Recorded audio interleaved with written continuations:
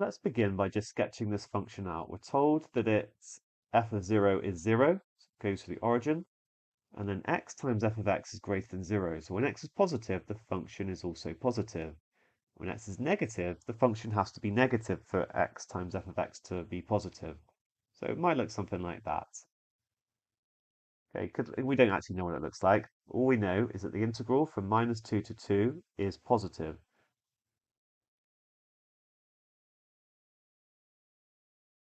So when I found this integral, this bit part will be negative, and I'll be adding it to a positive. It's going to be positive overall. Before I do anything else, let's just sketch out the other parts. So if I plotted the modulus of the function, then this would look exactly the same, but the left-hand side would be reflected in the x-axis. And then that integral is 8.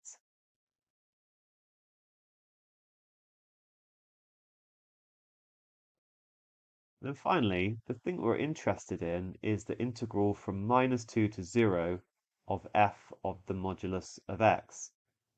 Now, because if x was positive, if we were integrating between 0 and 4, the function would stay the same.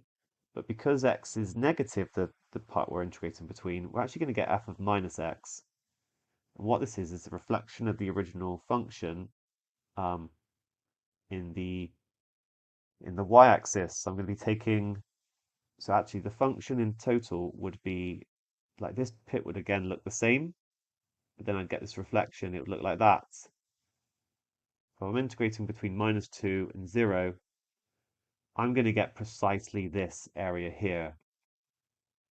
That is what I want to find. So what I'm going to do is I'm going to call this a. That is the integral from 0 to 2. I'm going to call this b.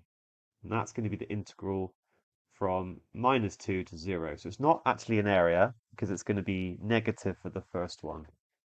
What I'm going to see is that a plus b, the integral from 0 to 2, plus the integral from -2 to 0, that is going to equal 4. For the second one, I've got a here as normal, but now I'm going to get minus b, because b is actually negative. It's the integral from -2 to 0, and the curve has gone below the x-axis. So if I want the positive, I need to make it minus b. So I'm going to get a minus b is equal to 8. And finally, I want to work out this bit. This is just a. And I've turned it into simultaneous equations. So I can just add them together. 2a is equal to 12. Divide by 2, a is equal to 6. And we can see we did want to know that b was equal to 2. Nice question.